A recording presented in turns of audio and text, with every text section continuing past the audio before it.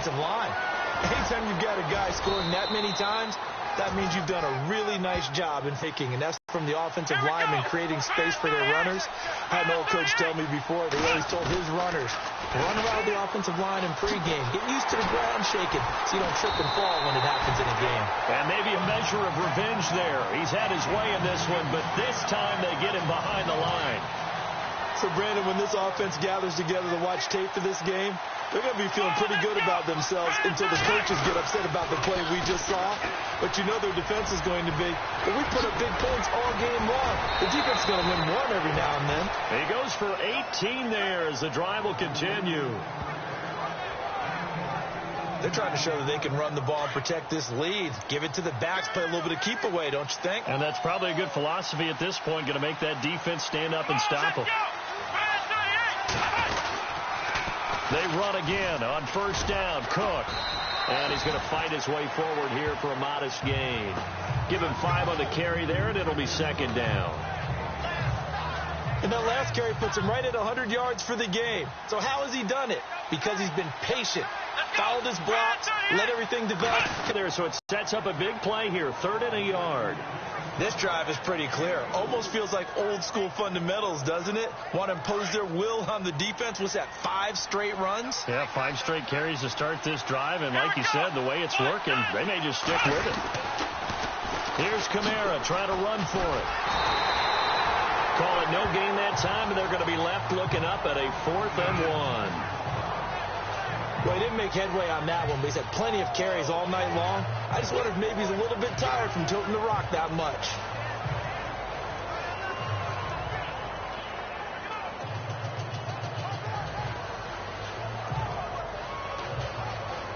Mike Zimmer's made his decision, and that decision is to try and go for this thing on 4th down.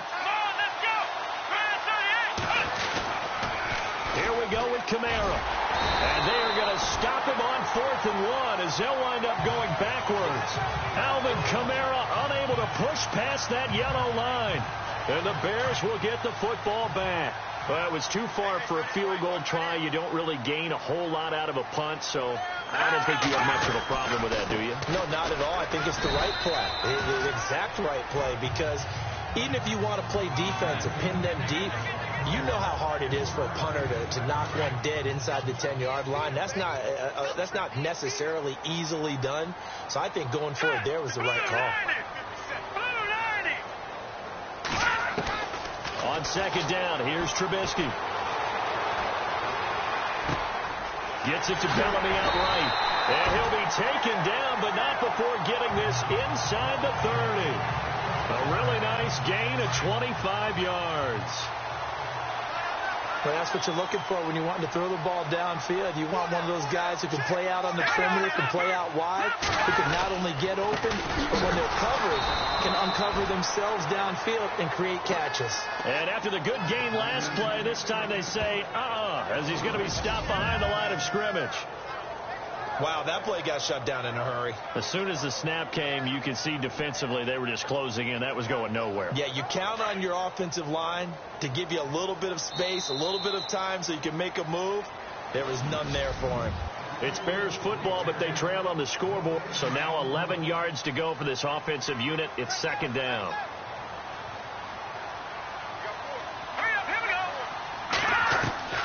From the shotgun is Trubisky. Room here to run. And now running right through it. And the Chicago Bears are in the end zone.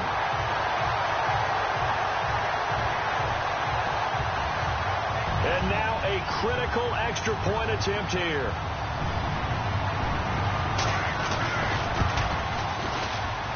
And an important one that is, as we are tied now early in this 4th quarter. So here comes the kickoff now, all even here in this 4th quarter. This is fielded a couple yards deep. And he'll get it up past the 20 to the 22-yard line. The offense and Alvin Kamara heading back onto the field. And there are the numbers, got off to that torrid hot start. We thought he was in for maybe a career day. Not the case. No doubt about it. It almost looks like a misprint after what we saw in the first half. But let's give a little bit of credit to the guys on the other side of the ball. They went in at halftime, made a few adjustments. And you know what else? They didn't lose their confidence in their ability to play. Because a lot of times you get beat down in the first half. It gets ugly in the second half. They come out with a new resolve and a renewed determination. And maybe a measure of revenge there. He's had his way in this one, but this time they get him behind the line. Hey, a lot of points have been scored in this game, but what a nice play by the defense. Stepping up on that one. Maybe they'll get things going in their direction after a play like that. And he gets this one just shy of the 40. They'll mark him down at the 39. That good for 19 at a first down. Boy, he does it at a high level, doesn't he? Because when I watch him, I think of his vision. Straight ahead, peripheral. Also has that sense of where holes are going to be before they actually open. I think that helps set him apart from many of the other backs in the league. And maybe a measure of revenge there. He's had his way in this one, but this time they get him behind the line. He's had a big game tonight, and while no one's going to be, they want to get back to doing what they've been doing all game long. And for one of the first times tonight, he's going to be held up at the line of scrimmage. Call it no gain there, and it brings forth a 3rd and long. And he had a nice play there from his free safety position to hold him to nothing. And, Brandon, remember when the free safety was always back away from the line of scrimmage? That's changed. They always that changed in a big way. The way we see it now, they're almost mirrors between the free safety and the strong safety. One will be up, one will be back, or sometimes both will be in the same spot. On that play, the free safety was there, no gain. A really good pickup of 28 yards. And he's over 100 yards now after that last catch. Already, of course, leading the NFL in receiving yardage. So he's done nothing at all to hurt his cause to stay in that spot. But I've been so impressed with how he's gotten it done. Body control, route running. How about the way he competes for the football at the end of the play? A very solid gain of 27. Well, there's your leading receiver in the NFL in terms of yardage, putting on another clinic, well over 100 yards. Are we taking notes? We should be, right? Because I'm going to go back and watch this tape and really enjoy what I'm seeing. The route running, competing for the football, just breaking down a defense. Try to pound it in, Kamara.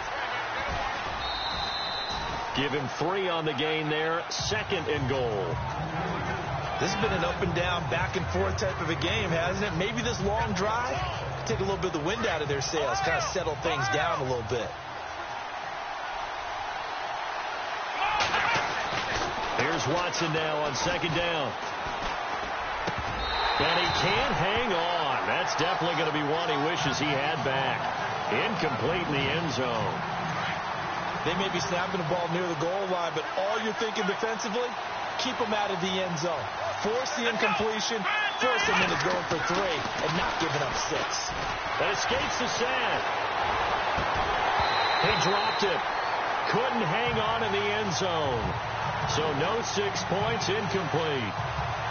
I know every offense wants to start their snaps closer to the goal line, but it's actually harder to throw the ball in those situations. You throw into that tight coverage, you see what happens. Hard to get the ball in there. Not enough space there. Lucky maybe that it wasn't intercepted. A hit as he throws, and this is going to be incomplete. They can't hook up here on the 4th down pass attempt, and the Bears will get the football back. So they pass on the chance to kick the go-ahead field goal, and that may be one they're going to regret big time. And I think the head coach is going to have some explaining to do, right? Because in this situation, you kick the field goal to give yourself that chance at victory. By going for it, maybe you're saying you don't trust your field goal kicker, or maybe he knows something we don't. Maybe the kicker's hurt. So there'll be a lot of questions at the post-game press conference. Makes the rest of this 4th quarter and the rest of this game very interesting. On the give, this is a fullback Gronkowski. Only a yard on the pickup there, and it'll be 2nd down. That's someone who's pretty happy right there. That's the defensive coordinator. Body after body getting to him before he can get started. And after the play on the ground, that brings up 2nd down here.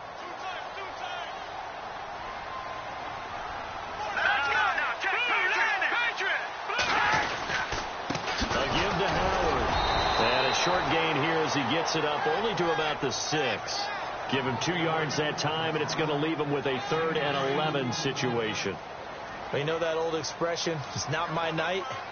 It hasn't been his so far. I don't know if the legs are a little bit heavy. Sometimes having to hang out all day and play doesn't exactly play to your advantage, but it's been a tough go for him.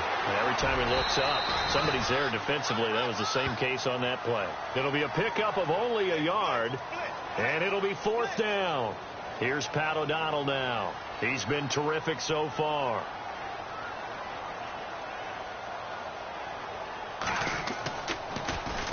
This is away and a very good kick, angled for the sidelines. And the punt goes out of bounds. Where will they put it?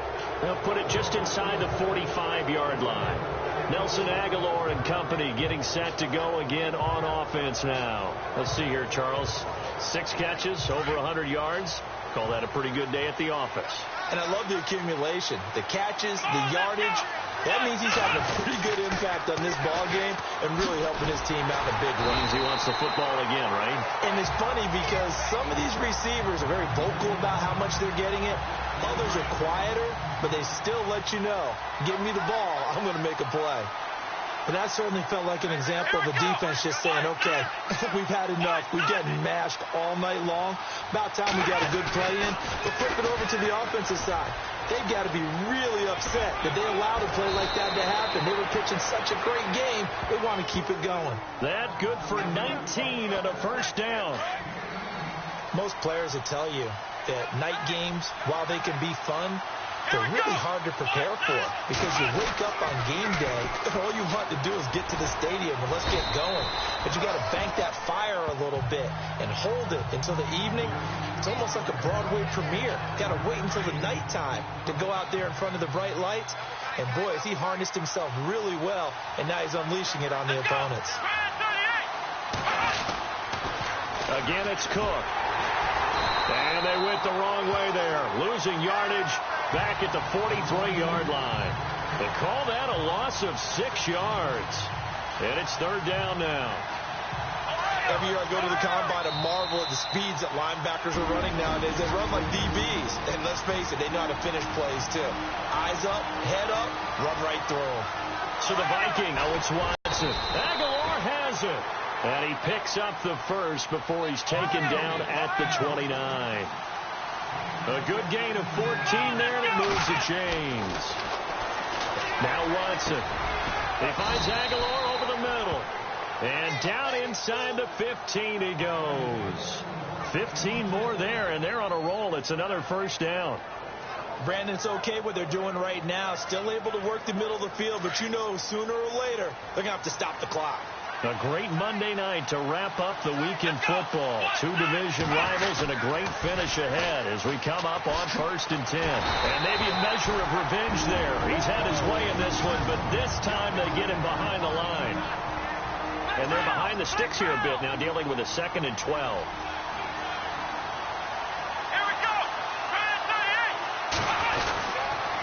Toss play, Kamara. And for one of the first times tonight, he's going to be held up at the line of scrimmage. And now the Bears going to signal for another timeout. That'll leave them with just 1 remaining in this 4th quarter of play. The Vikings on 3rd down. They're at 50%, 4 for 8. This is 3rd down and 12. Watson. And he can't get a throw away. He's taken down. And now we're going to get a timeout here called by the defense. That'll be their 3rd and final stoppage here as we step aside. And Tucker's kick right there. It's good. And with a little over a minute to play, they have taken the lead. Now then, it's a big kick right there to give them the lead in the 4th. But, Charles, there is still time left for a final drive. Brandon, you know they would have liked to take the clock down just a little bit further, at least under a minute or so. But this one's not over yet, especially since they just need a field goal. And now Chicago getting ready to go as they take the field. Some pretty good games all weekend. We may have saved the best for last. This Monday night game has been a dandy. They're only in need of a field goal, a decent amount of time on the clock. So Tell me if I'm wrong. You don't have to be too panicked here. No, not at all. I agree with you. And this is where your preparation and your confidence comes into play.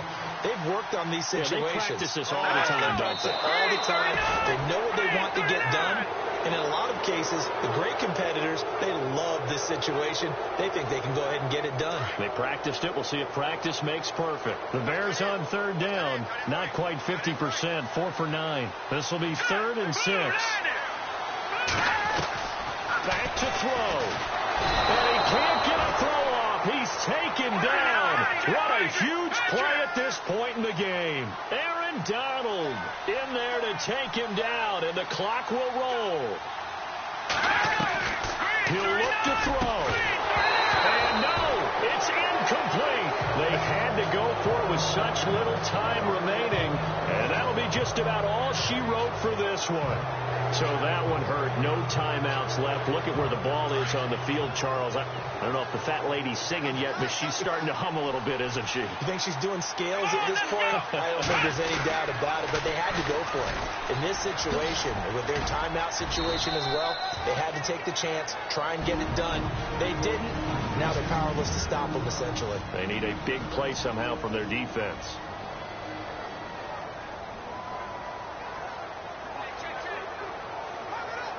Offense staying ahead of the chains here, 2nd and 3.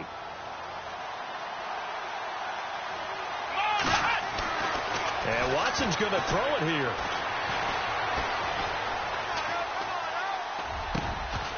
And that is incomplete. So 17 seconds now on the clock here. Now we're in the situation where the quarterback's got to take full charge of his huddle. Got to totally command it, make sure all eyes are on him. All focus is locked in. Going to call multiple plays and go over different situations and scenarios to make sure everyone is on the same page.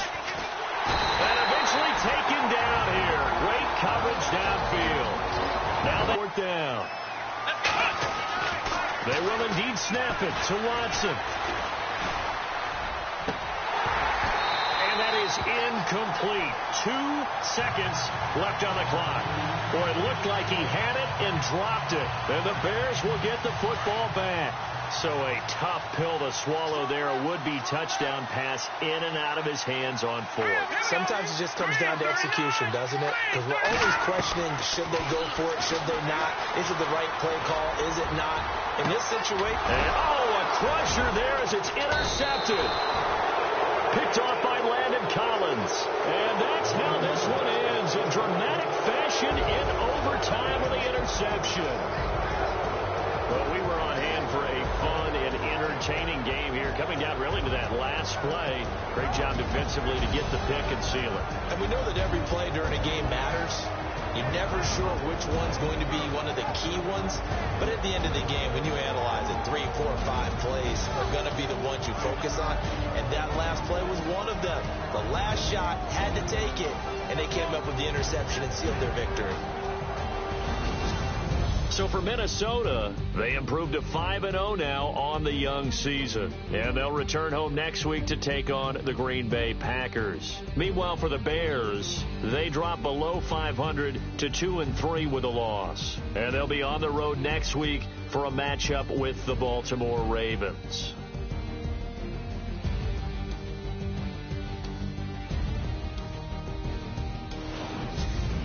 So that'll do it for us. For my partner, Charles Davis, and all the hard-working men and women on our crew, I'm Brandon Gaudin. You've been watching the NFL right here on EA.